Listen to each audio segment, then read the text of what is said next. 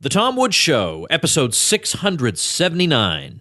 Prepare to set fire to the index card of allowable opinion. Your daily dose of liberty education starts here. The Tom Woods Show. Hey everybody, if you like audio content, and I know you do because you're listening to this podcast, remember you can get one of my audiobooks for free through the special offer at Audible.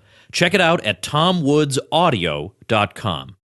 Is email driving you crazy and taking over your life? Do you feel like you can never possibly get and stay caught up? Well, here's my secret weapon, sanebox.com/woods. That's sanebox.com/woods. Hello, everybody. Tom Woods here. Michael Malice triumphantly returns to the program today. We're going to talk about voting and our differing views on the subject. It may not be exactly what you think, but it's always fun when I talk to Michael Malice. Michael Malice is a celebrity ghostwriter. You can visit him at michaelmalice.com. You'll find him frequently on Kennedy on the Fox Business Network and on other programs on Fox Business and on Fox News. He is a columnist for The Observer, and his most recent collaboration, this time with comedian D.L. Hughley, I believe this is the second volume they've done together, a book called Black Man, White House, is doing extremely well on Amazon as I speak to you. So check out tomwoods.com/679 for all kinds of Michael Malice stuff, including a recent book he wrote under his own name called Dear Reader, the unauthorized autobiography of Kim Jong-il. Wonderful, wonderful book. So tomwoods.com/679 is where to go for links to all these wonderful things. You will want to get to know Michael Malice better. And let's see, one other thing, make sure you stick around after my conversation with Michael. I have a couple of interesting items to tell you about, including an interesting roundtable episode I've got coming up for you next week. I'll be telling you who's going to be on that, and it'll be a lot of fun. Okay, Michael Malice, welcome back to the show. Thank you, Tom. All right, we're going to talk about voting today. I'm going to link to your Guardian piece on voting, of course. Yeah. That is at tomwoods.com/679. I've got it up on my computer. I read it when it came out. But I think, there are a lot of different reasons somebody might favor abstention from voting. And you don't necessarily put forth all of those reasons. So some people might say, I've heard some libertarians say that voting is a form of aggression. And I don't think that's the tack you're taking here. So let me ask you, do you think voting in politics anyway is a form of aggression? Absolutely not. And that's really stretching the nap, in the same way that freedom means I have the freedom to get a minimum wage. The idea that if I go in a lever and flick a switch, somehow that means people are entitled to use force against me. Because if it's aggression, you're violating the nap, right? So it's okay to go in and beat somebody up. That's absurd. Right. And it's true that a politician who is elected has the capacity to inflict harm, but the capacity to inflict harm is not the same thing as aggression. And that capacity doesn't come from the voter. It comes from nothing. There is no legitimacy for political authority, so that vote is completely irrelevant. It's just kind of a shell game to give you a rationalization to use force, to give the politician a rationalization to use force. So your vote is irrelevant in terms of giving him the validity of his actions or disavowing them. Right. And sometimes. And so, again, this is another area where you and I would agree on this subject. There are people who say that if you vote, you can't complain, and if you don't vote, you can't complain, and if you, whatever. There are all these reasons that no matter what course of action you follow, you can't complain. Well, doggone it, I'm going to complain. And second, Lysander Spooner is very sound on that, too. Yeah, go ahead. I'm a New York Jew. I'm going to be complaining regardless of whatever the situation is. So please spare me. You're trying to tell me when I can and can't complain. I will find a reason, and I will make a reason. All right, so I've read your Guardian piece, but I understand, these articles have word limits and everything, and it doesn't necessarily express your entire philosophy of voting. So I want to just clear some possible opinions you may hold out of the way if, in fact, you don't hold them. So are you saying, so we don't think that it's necessarily, or that it's aggression to vote. Are you saying then that it is wrong to vote, or simply that it's stupid and pointless to vote? I'm not saying either of those things. And let me make a more basic point. Ayn Rand once said, with her typical understatement, that Immanuel Kant was the most evil man who ever lived, which is a great trivia question. Like, who does Ayn Rand think is the most evil person who ever lived? It's not Stalin, it's not Hitler, it's Immanuel Kant. Okay. And one of the things I really, really, really, really hate from Kant is what he calls the universability principle, meaning that one should act as if in a way that everyone on earth can act in that same way. And that's how you know something's moral, if it can be applied universally. And I think that's the complete opposite of the truth. So I would, and you see this in offices sometimes, which, again, if someone says it with a straight face, they should be thrown out the window, where a boss will say, hey, I need you to come in and work on the weekend. I'm not asking you to do anything I wouldn't do. Well, I don't care about your weekend. I don't care about your time. Like, we have different lives. We have different schedules. We have different preferences. Go live your life. If you coming in the office is more important to you than your weekend, that's fine. That's no correlation on me. Same thing with voting. I don't vote. A good shorthand definition of libertarianism is keep the government out of the bedroom and the boardroom. Well, I don't tell people how to act in the ballot box either. Go in there, flick a switch, and do whatever you like. I'm going to live my life differently from you. And the point I would make is the idea that flicking a switch once a year, in the ballot box is going to have any effect on anything. You have to recognize on some level that it's a ritual that has no real meaning. However, if a ritual has symbolic meaning for you, like for some religious holiday, you're putting up a Christmas tree, more power to you. Okay, so this is a decision that you've made as an individual, but you're not saying that your behavior, in order to be justifiable, has to be universalizable, that we all have to accept your view on voting. Correct. And this argument people have is like, what if everyone acted like you? Well, we got a ways to go before anyone's acting like Michael Malice, number one. Number two is, what kind of Fantasyland Stalin is everyone supposed to be, where it's like, well, if I were Stalin and everyone acted like me, then things would be great. That's a nonsense, non sequitur argument. So I don't begrudge people the ability to vote or whatever they want to do. What I do begrudge them is this idea that somehow they're going to pass judgment on me because I'm not following their stupid little ritual. Oh, okay, but now wait a minute. Now you're saying that it's a stupid little ritual. But what if I say, and this is how I felt all the way back in 2008, I thought, here's Ron Paul. I really admire him and I like him. And I think he's doing a lot of good saying the things he's saying. And he's in his 70s, and this, even though he's in excellent physical condition, this can't be easy on him. And I know he doesn't like being in hotels, and he doesn't sleep well in hotels, so he's haggard and exhausted, and he's out there trying to do this for us. I feel like sitting home and not doing this simple thing for him. And so, yes, he doesn't know that I did it. And I know that the fact that he got 1,100,817 votes isn't going to mean anything as compared to whether he got, blah, blah, blah, 16 votes. I understand that. But out of deference to him and respect for him, doggone it, I'm going to get off my rear end and go vote. Now, why was that wrong? Because if you look, that hour it spends you to go vote is an hour you could have work for that hour and give that money to his campaign, and that would have much more of an effect than the vote, wouldn't it? That's just economics. Yeah. Or do both. If you want to pat yourself on the back and say, don't blame me, I voted for Ron Paul, that's fine too. I'm not on the other hand, no, I'm using time I've already decided to allocate for leisure to go cast my vote. And I've decided this is the best form of leisure time because I think to myself, all right, I actually get to do this as one little gesture for a guy who's done so much for me.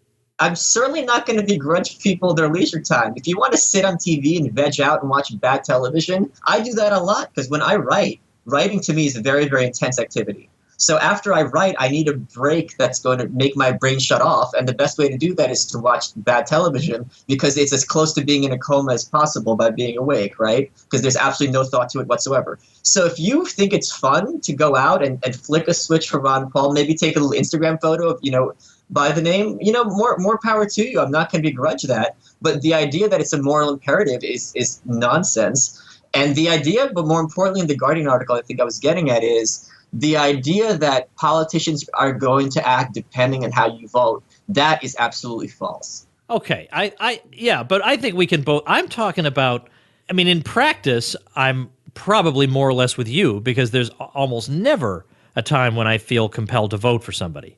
It was basically just Ron Paul. Right. And then before that, is before I really knew anything. If you knew him, it's different too. Yeah, and so that is somewhat different. But I just couldn't have lived with myself if I couldn't have at least done this one little thing for him after all he's done. I think I get what you're saying. And I understand the point that not everybody is going to act the way you act, and you're not even urging them to act the way you act. You're just explaining yourself. Fair enough. But at the same time, there are other people, in addition to Michael Malice, in the libertarian world who say voting's stupid and it's a waste of time. And I know these people, and these are good friends of mine, a lot of them. And I understand where they're coming from. But when a lot of them start saying this, that can affect a lot of people. What kind of Marxist thinking is this? That people? It's not Marxist thinking that people are influenced by ideas. That's anti-Marxist thinking. It's Marxist thinking that people shouldn't have leisure and shouldn't waste their time, and they should be good workers all the time. If someone wants to be leisurely and waste their time, I am delighted that we live in a society that people have different types of leisure and different types of time wasters more than they can count. That's wonderful. You want to vote? You want to go to the pool, read a book, read a bad magazine, take a nap? More power to you. And this idea that if a lot of people think this way, well, that's nice. I don't care what a lot of people think. I care what I think and what I'm going to do with my time, and I'm not going to begrudge them theirs. So this whole idea of the liberty movement, and I'm using movement with quotes, that somehow we're this, a union in a kind of political sense, and we all have to have a hive mind, is absolutely contradictory to the very spirit of libertarianism. Okay. Think about the way most people get their political ideas. It's now, and I'm talking about intelligent people. I'm talking about people who are engineers, people who are extremely knowledgeable in a lot of different areas. How do they get their political ideas? Do they sit down and read? Do they read John Rawls? Do they read Robert Nozick? The question answers itself. They get their ideas from the newspaper and from the people running for office, and they just naturally assume, because they're not specialists, that this must be more or less the spectrum of available opinion, so I'll try and position myself somewhere along there. But if libertarians are taking part in this in one way or another, if libertarians are part of the conversation, then it's more likely that somebody will say, oh, wait a minute, there are further options that I might entertain. That person won't think about those options if libertarians aren't in the game, and libertarians won't get in the game if they feel like libertarians don't vote anyway, so the whole thing is pointless. And now if you're going to come back at me and say, but I'm not necessarily saying that my point of view is universalizable, but you're advocating for that point of view in The Guardian, and other people are advocating for that point of view, so aren't you defeating the whole project by doing that? You're playing devil's advocate very poorly. Leave the devil's advocating to me. You're a good Christian man. I am not. So let me explain. I am doing an awesome job, but go ahead. Well, there's that satanic hubris. Listen, if you are going to, I agree libertarians should be part of the conversation, but the election is the consequence of the conversation. So if someone's, for example, a pollster and calls you up and you're a libertarian, I would say 100% answer the poll, because that is the conversation takes over like a year and a half for the presidency, for example, and then that one day is the consequence. So the idea that also that your voice is being heard when you're doing something secretly, in a secret ballot box, that's nonsensical and false. And again, that Guardian article said why I won't vote this year or any year, but it specifically said and it said leave me alone. I said if someone wants to go to church, and I just took a joke at you about religion, I think church is great. I know a lot of people who have found faith and they become better human beings as a result of it. More power to them. But I'm not going to go to church with them. I'm not going to have them, do what I want. I think there's just many different paths to libertarianism. And I think the idea that the one day of the year where it's going to be almost impossible to have your political voice heard is on election day, when everyone is posturing and proclaiming their virtue on Facebook by I voted, I voted, I voted. Every other day, you can talk politics and actually break through the conversation. And also, like saying, oh, libertarians don't vote. Well, I mean, it's like saying, well, libertarians don't tend not to join the armed services either. I mean, that's not necessarily a bad message to put out there. All right, let's think about actual examples in history of momentous things that happen. Let's think like now. I'm not. Believe me, I understand your point. Believe me, I understand your point. People can vote all they want. And yet somehow the same wars are declared. Well, not even declared, of course. And the same I get that. But I do know that I can think of cases in history when I can't see how, other than through politics, the change could have occurred. So there was no way through voluntary direct action that you were going to shut down the second bank of the United States. Andrew Jackson did that, period. Andrew Jackson did that. Secondly, the Corn Laws in Britain. I mean, this was making food more expensive. Can we handle Andrew Jackson? Yeah, go ahead. Andrew Jackson's a perfect example of what I'm talking about because he lost the vote the first time around and the House voted for Quincy. So that's exactly my point, that your vote in America, your vote for presidency literally does not count. What counts is the Electoral College. The electors elect the president, as you know. And as you also know, in my view, the right to vote is illegal in America because the Constitution was not passed legally. The Constitutional Convention expressly did not have the right to throw out the Articles of Confederation. They did it surreptitiously and swore themselves to secrecy until Luther Martin broke out of there and said, hey, this is a coup. And that's exactly what ended up happening. And once the coup happened, then all the states ratified it and ex post facto justified this illegal action. So that's exactly how politics work. The politicians decide what they want to do, then they find some legal rationale to justify what they wanted to do legally that has nothing to do with the so-called will of the people, number one. Number two, the idea of the will of the people is something we should be respecting is also crazy because those who need leaders are not qualified to choose them. That's the central problem of democracy. You're asking an average person to have above average intelligence and knowledge, which is also impossible. So, you know, Andrew Jackson is a perfect example of this because he had the election stolen from him, and that proves exactly that votes don't matter. I want to ask you now, so think about your answer for a minute, because I know you always need to think for 5 or 10 minutes before the answers. I want you to think. I want you to answer for me. How does social change take place, and how can it take place? Is there a way it can take place in a libertarian direction that does not involve politics? And I'm going to ask you that after this message from our sponsor. Folks, if you're like me, you're buried in email and you're pleading for help. You don't know what to do about it. It's interfering with your mental health and your life and your peace of mind, and you don't know what to do about it. Well, the answer is SaneBox. I use it myself. I swear by it. It sorts my email. It makes sure that I see the important stuff and that I can see the unimportant stuff on my own time when I get around to it. I can tell it to resend me emails in a couple of days when I'm ready to deal with them, so that by the end of the day, I have one way or another dealt with all my email every single day. You need this for your mental health. You need it for your productivity. You need it for efficiency. So check it out at SaneBox. That's SaneBox, sanebox.com/woods, and get a free trial. And then when you do what I did, which is when your free trial runs out, you immediately rush to throw money at them because you've got to have this service. You automatically get a $25 off credit as a Tom Woods Show listener. You've got to use that link, sanebox.com/woods. All right, I kind of have a sinking feeling I know how you're going to answer this, but part of the problem I have with the don't vote people is this. Yes, I understand politics is terrible and it's terrible people and all that. I get that.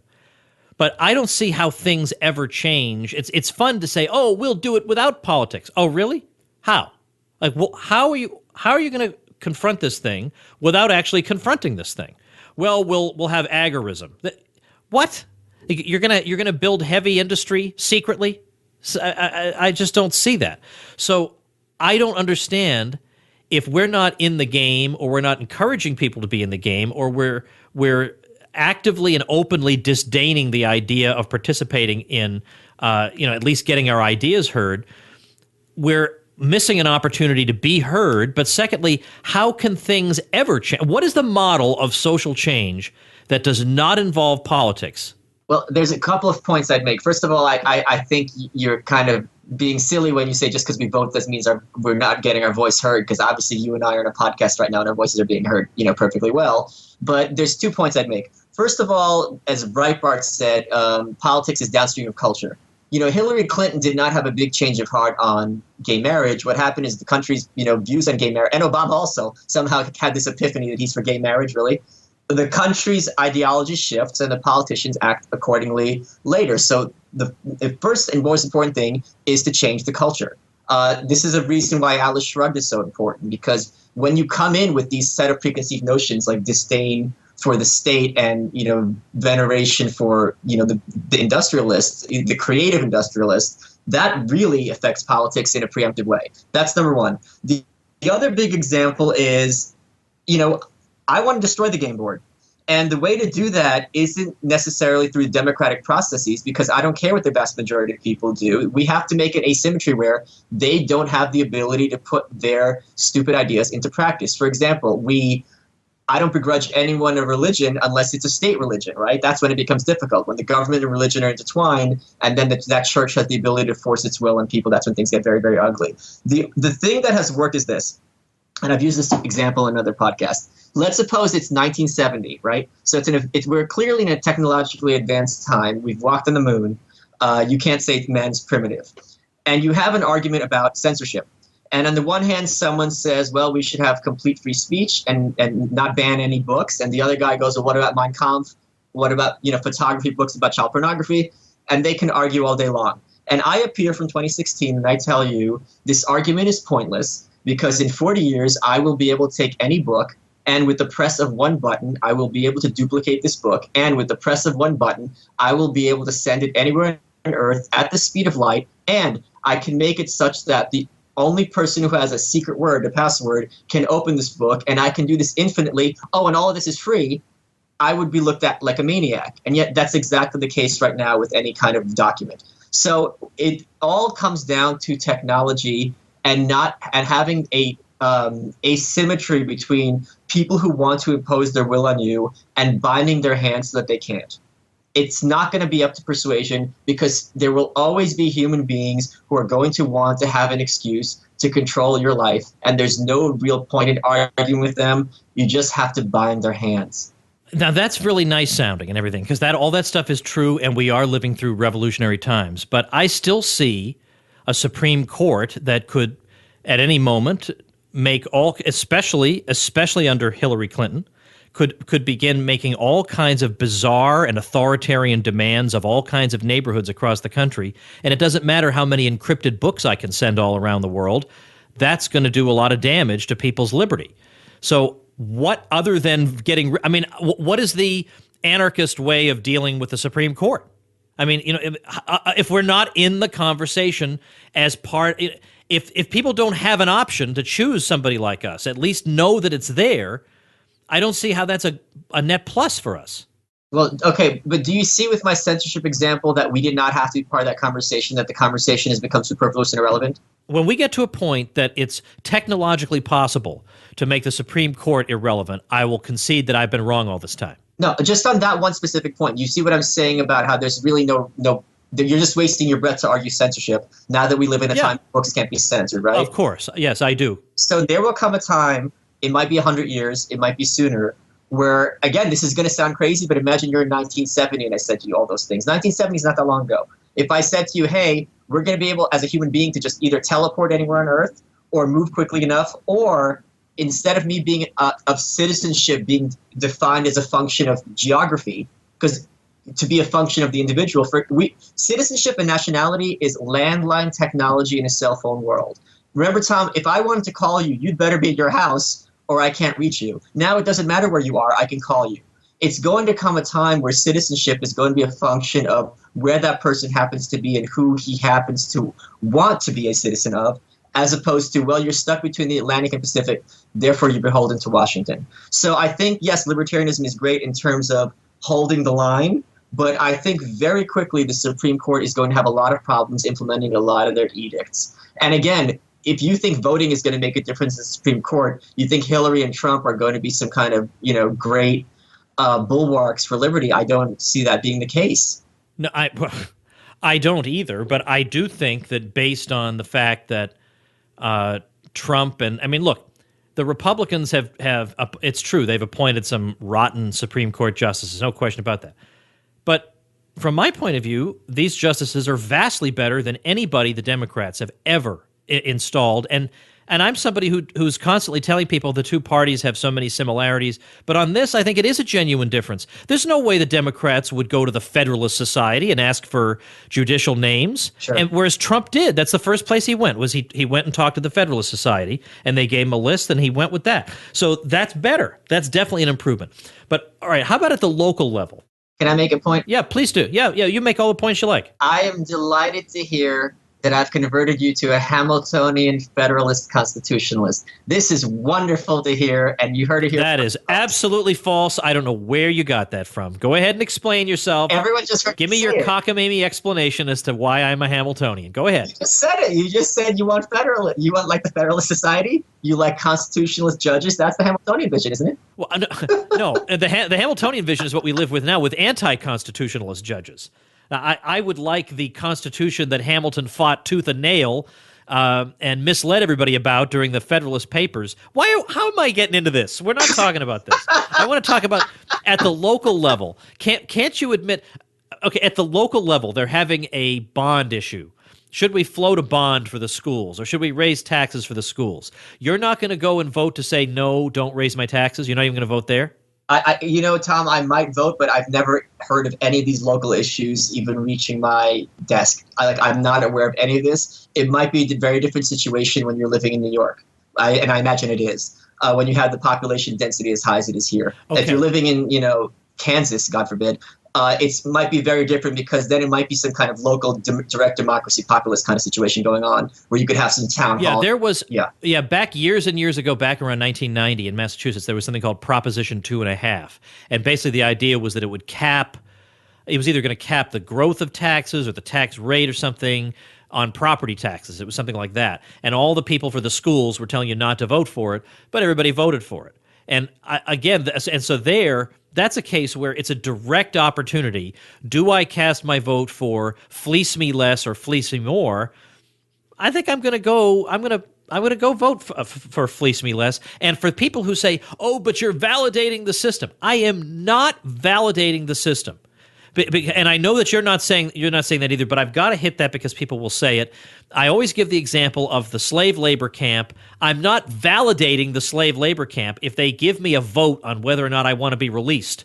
I mean, what kind of an idiot is going to stay in a slave labor camp on principle because he doesn't vote? Get me out of here. Well, on a much smaller scale, I'm in a slave labor camp now, and I want to improve my material condition. I'm not trying to validate anything. I just want to make myself better off. But at the local level, I can get there are state legislators in some states that are willing to try nullifying federal edicts, and I can either support those people by trying to get them elected, or I can say, "Oh, that doesn't really matter. Let's just all lie down like sheep." Why wouldn't I want to support those people? You're playing a shell game because the first example you used where you have a direct yes or no vote in a certain issue is really wonderful because that's how a lot of like marijuana legalization and certain other things, these are issues that politicians are scared to touch because they're cowards and they don't want to put their necks on the line. Or like Brexit, like the British leaving the EU is a great example where the politicians are going to have clean hands and leave it up to the voters. That's a wonderful example of, yes, I could totally see why someone would go out and vote and agitate for a certain issue because this is really a binary, one side good, one side bad situation. Right. However, that is not the same as saying I endorse this politician because that is very different. Because saying this guy is going to nullify a lot of stuff, which might be great, you're getting a package deal. If I want someone to represent me, I will hire them. I will get a lawyer. I will get an accountant. I will get some other legal agent of myself. It is, in my view, kind of immoral to say this person is going to speak for me in terms of abortion and taxation and education and foreign policy. Because then it kind of becomes this Nuremberg just following orders. You've ceded your moral authority to another human being, and I don't find that acceptable, reasonable, or conscionable.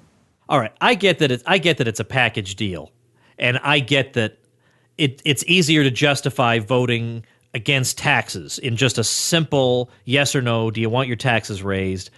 Obviously, even I can justify voting for that better than I can justify voting for state senator blah, blah, blah. Because maybe state senator blah, blah, blah does. And even if he says he's going to do wonderful things in addition to nullification, he could get in and do the opposite because that's not exactly unheard of.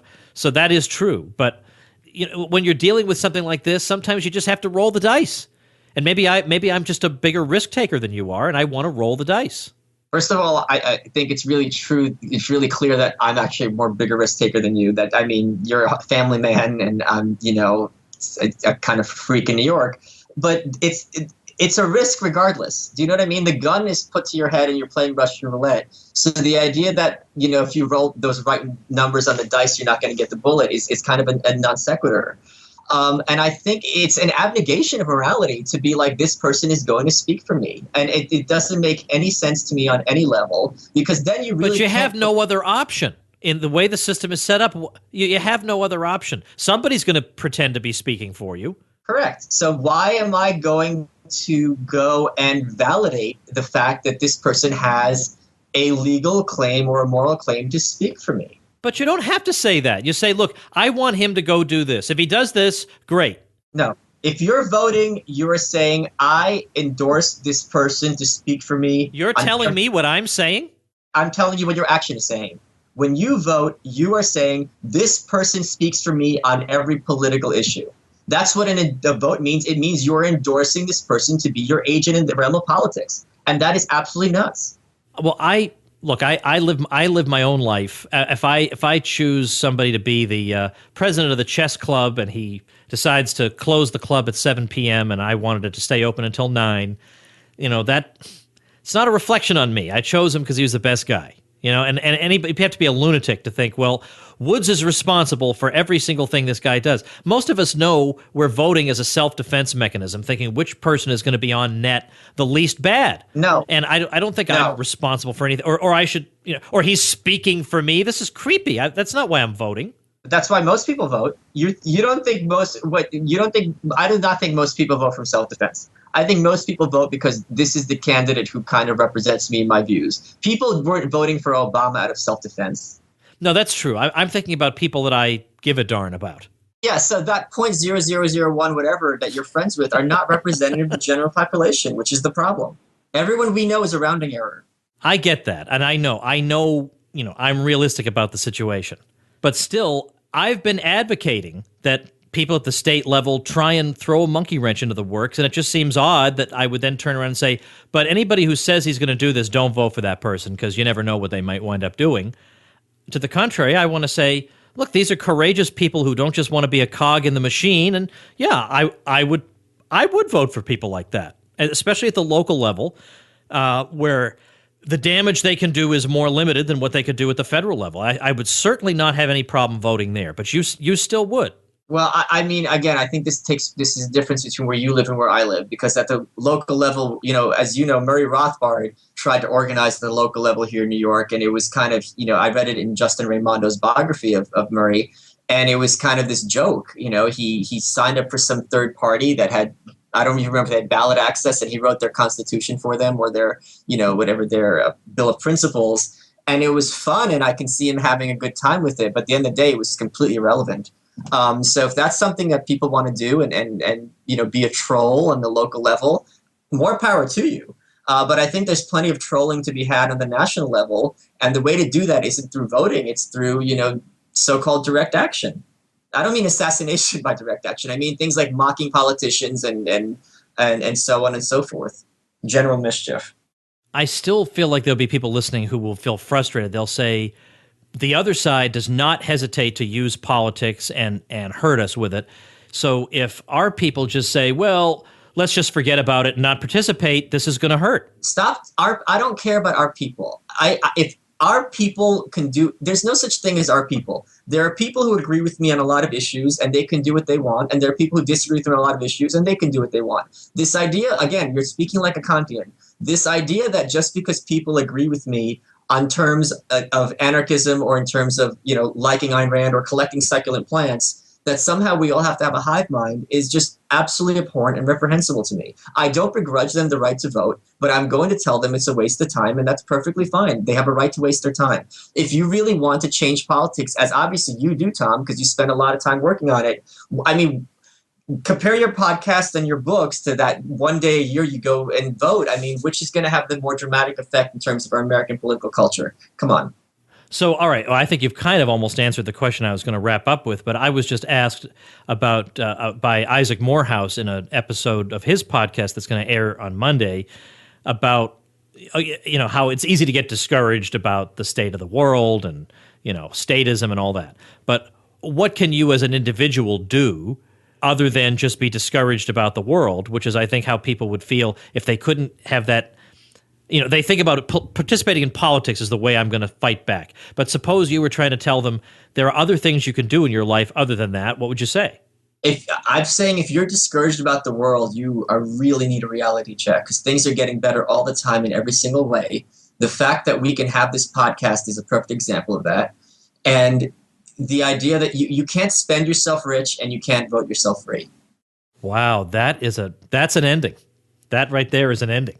And if you quote me on that line, you better give me credit. Yeah, I will. And that's the audience, too. It's one of my great lines. Now, listen, do you want to say something about the book that just came out? Oh, yes. So you have. Okay, go ahead. So I co-authored a new book with the comedian D.L. Hughley, and it's called Black Man, White House, An Oral History of the Obama Years.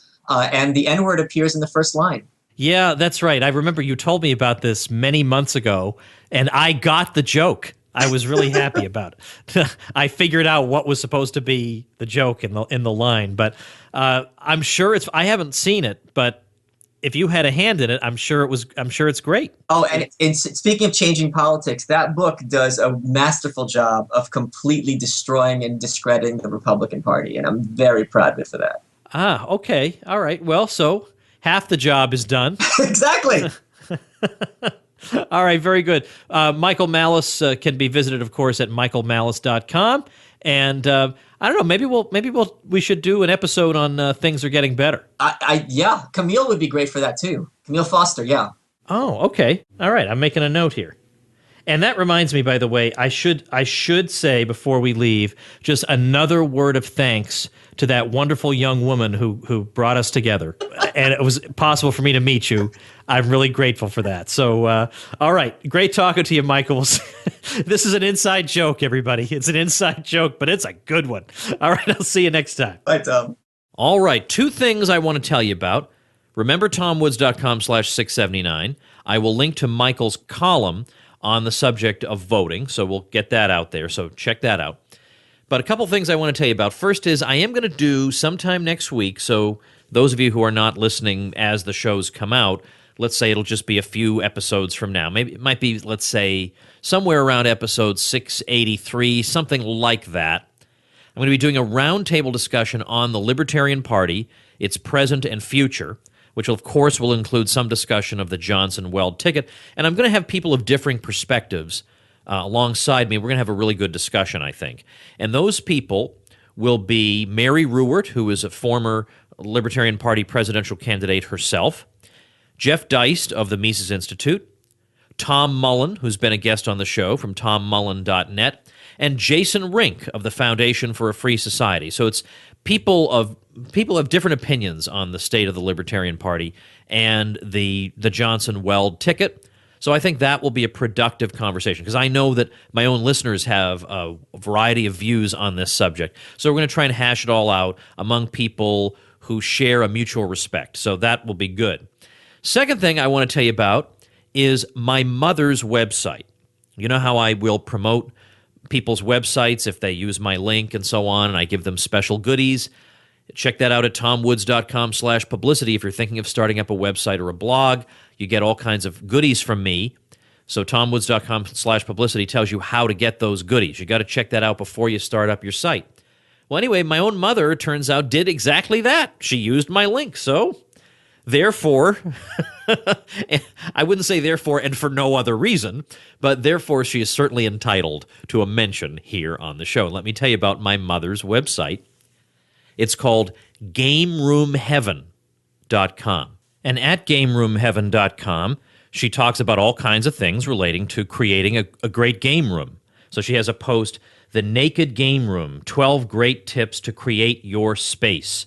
There's a special emphasis right now on gaming chairs. I did not know there was such a thing as gaming chairs, but these gaming chairs have all kinds of features that make them an unbelievably great gift for people. And a gift for yourself if this is your sort of thing. You won't believe the sorts of things that are built into some of these gaming chairs. But anyway, all the posts on the site are written in kind of like my style. Like it's upbeat and funny and interesting, if I may say so.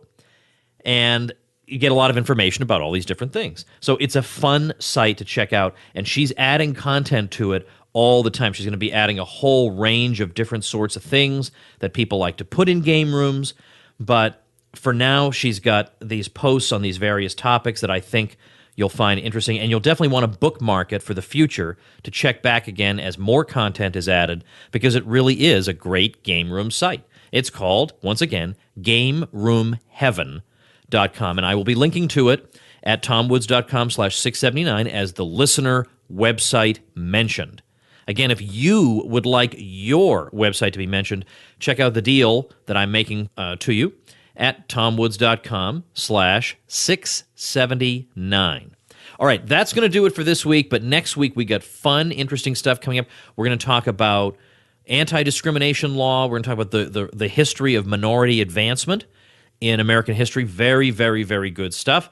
That roundtable on the LP is going to be great. And then coming up in a couple of weeks, the long-awaited and much anticipated debate on free trade between Bob Murphy and Vox Day. So much great stuff coming up. I hope you'll stick around, and thanks so much for listening. Become a smarter libertarian in just 30 minutes a day. Visit tomwoods.com to subscribe to the show for free, and we'll see you next time.